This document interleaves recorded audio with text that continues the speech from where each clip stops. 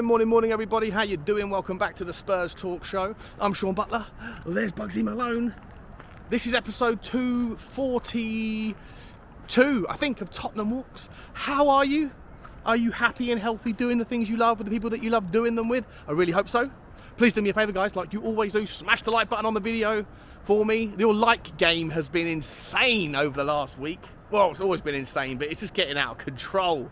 Couldn't tell you how appreciative I am if I tried, but I very much am. Hit the subscribe if you haven't already, guys. We are but I think 130 subscribers now away from 10k. It's all very exciting. What do you do when you hit 10k? And then you go, oh, I've done it now I have to keep going, start again. It's like looking forward to Christmas and then all of a sudden it's Boxing Day. Anyway, hit the notification bell for me if you don't mind, and also drop a comment. Let me know your thoughts on today's topic. And guys, it is a here we go day. James Maddison is in at Tottenham. He's currently on his way to the club, to the training ground, to have his medical, to get his shirt held up. We've got Vicario wearing the 13, which is odd. Maybe we'll discuss that on a different day. But he has held the club shirt up. We've got Maddison about to be done. We've got Tapsoba, news coming out from, I think, Dan Kilpatrick this morning, saying that this is close as well and could be done as early as next week. And that's a good source, a good credible source, and what an absolute beast of a signing that would be. We've also got news coming out that Harry Winks is on his way back to Leicester as a separate deal to James Maddison. Money will be involved, but we don't know how much. But even if it's like 5 or 10 million, I mean, that's good business. Getting rid of a player that we don't want or need and selling him to a club who actually, I think, if they use him correctly, he'll do very well for in the Championship. And then us getting James Maddison for 40 million. You could say net 30 if it's true that Harry Winks is going to go back for about 10 million. That is an absolute steal. Dare I say it, guys, dare I say it, that Daniel Levy, thus far, this window, has had a bit of a blinder. Successfully haggled Decky, I think, to a 25% discount on the original confirmed price because Juve need the money, and Daniel Levy doesn't care about deals. He goes, arrangements, forget that. That was last year. Let's talk again. Let's start again with this negotiation. He got Vicario for 16 million quid. And look, I don't know enough about Vicario. We've all done our research, we've all got our opinions, but look, he is super valued and super highly rated by legends of the goalkeeping game in Italy, by everyone in Italy saying that he is, goalkeeper of the season last year, etc. So we might just have an absolute beautiful transfer there on relatively small money, £16 million. It's not a lot, is it, in this day and age? I mean, let's be honest, it's a good start. It's a really, really good start. And to me, if you can go and get Tapsoba done for, 40 million, that's your statement centre-back signing. Then Tottenham are cooking. All we need then is, we still need a few more. We definitely still need a few more.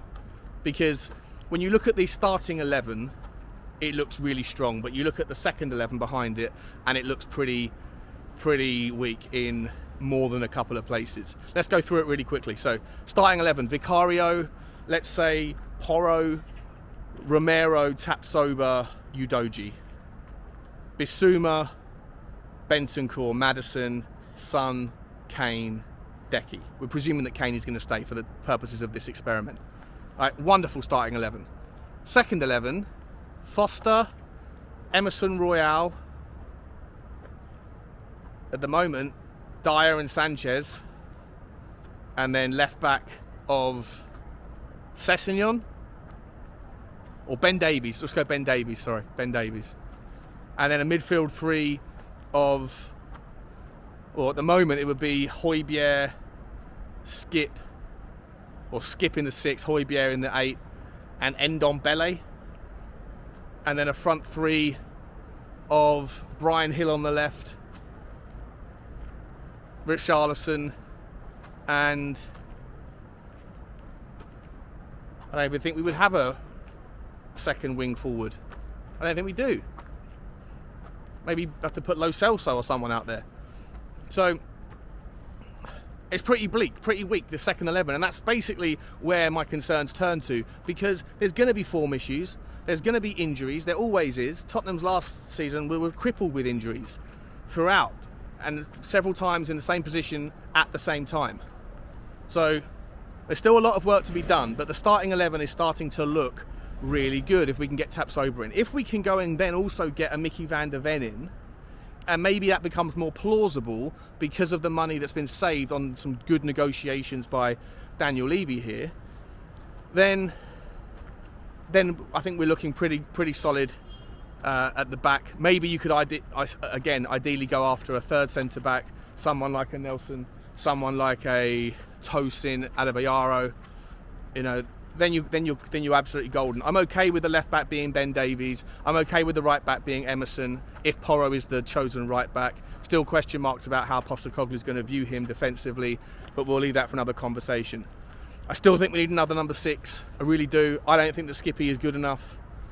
I know that it's going to be difficult maybe to justify getting someone like an Amrabat who's going to play either in front of or behind Bissouma, because they'll both want to start and they both won't be particularly happy being a kind of B team or rotation player. But it's necessary, especially when you have to remember that Bentancur is not going to be available until November, and we don't even know what sort of Bentancur is coming back. He could be the player that we know from before. He might not. You know, his knee might never quite feel the same as it did pre the injury. You know, I'm someone that has had massive injuries with my knees from playing rugby when I was younger. I've only got half a kneecap in my right knee, so I know firsthand that it never really feels the same afterwards. So, you know, question marks over Bentancur. So I still do believe there is a need for another midfielder. What about Ndombele playing as the second, the backup to Maddison? Is Postecoglou really going to fancy him? I'm not entirely sure. Maybe we could go and get an Alex Scott. After that, I think we need another right wing forward. If Porro is going to be used as the right back, we need a right wing forward. I'm happy with Brian Hill to play second fiddle to Sonny, or for Brian Hill to come in to play in the Alex Scott role, because maybe he is a better fit in that kind of creative role in the middle, just like what Harry Redknapp did for Luka Modric when Modric was playing off the left when he first arrived at Tottenham, and Harry said bring him in, and all of his training staff said, Harry, he's not strong enough, and Harry said, well, he is, and look, he never ever played out of that position ever again. I'm not sure what will happen with Brian Hill, but there's a conversation to be had there. But we do need someone who can play off the right. Whoever that is, we can talk about it another day. But there's still a lot of work to be done, guys. There is still a lot of work to be done. But it is a wonderful start to the window if we can get Maddison done, held up the shirt, Vicario and Tapsoba. Get a few players going out the door the other way, raise some money. And like I say, to me, I think we're cooking with gas. I think it's a good start. I think it's probably the best start of any of the other teams that are around us. I can't think of a team that's really come out of the blocks flying with big signings. Arsenal have got their eyes set on Declan Rice. West Ham are playing silly beggars, trying to create a bidding war between them and Manchester City. It'll be interesting what goes on there. Manchester City obviously are just tidying up their little spots, but Liverpool, apart from McAllister, what else have they got going on? I'm not entirely convinced that there's too much else to really write home about, but Tottenham have started well, and it's exciting. The one thing obviously we don't know about is Harry Kane's future. Maybe, just maybe, if we are going to go after Tapsoba and somebody else. And on that note, I did see a Fabrizio Romano tweet that came out just before I left to take the dog out for a walk, was that the Clement Longley news, the news that Longley deal is imminent and close, Romano says it's not true, that actually it's not a priority right now and there's nothing to report there. Now, whether that means that Tottenham aren't going to go for a second centre-back, which I would find strange, or whether it means that maybe actually Tottenham have decided to turn their attentions elsewhere, which would be great if we can level up, because much as I don't hate Clement Longley, I just don't think he fits the system. I think he's too slow, and I've seen Milk turn faster than him, which is a problem in the system we play. So maybe, just maybe, we can go and get a Tapsoba and a Mickey van der Ven, and a Tosin, and Hiroki Ito, whoever that is. But of course those players will probably cost a lot more money than what Longley will cost, which makes you wonder, where's the money coming from? Is it going to come from a Harry Kane transfer?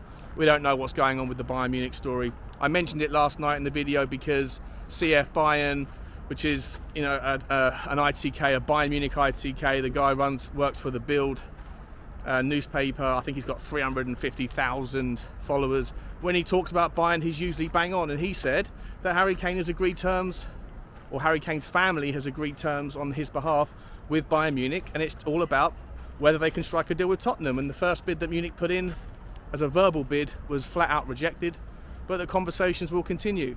So we have to sit there and work out whether or not Daniel Levy is going to pull a masterstroke on this one, morning mate, or whether or not this one is gonna end up with egg on our face. It's too early to tell. Me personally, if the number starts with a 9 at the front, I think you have to do business. I think you have to sell him.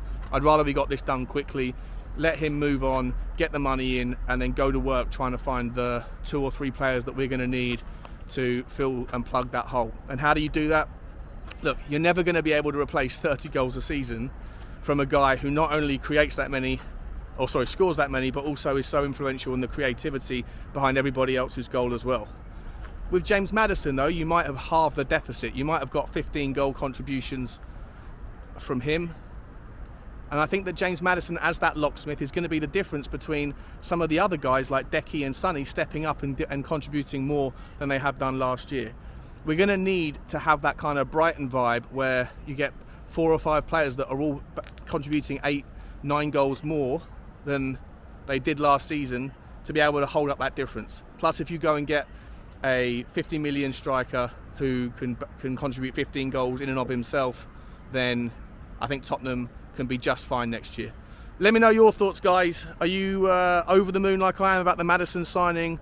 Are we talking Tapsoba and Van der Ven? Do you think that Daniel Levy deserves a little bit of credit here where it's due? It doesn't mean that you have to suddenly forgive him for all of his issues in the past, but just if we're trying to be balanced and reasonable, we should be able to sit there and say, thus far, Daniel Levy, in my opinion, and I'd hope if you were reasonable would say the same, has done very well this window in getting blood from a stone, getting these deals done at good prices, and hopefully that means we're saving money, which where we can go and put that money to work in other areas. Still a long way to go, still plenty of time for him to screw up, still plenty of rope left for him to hang himself with, but as of right now, I think Daniel Levy's done a fairly good job for us this summer.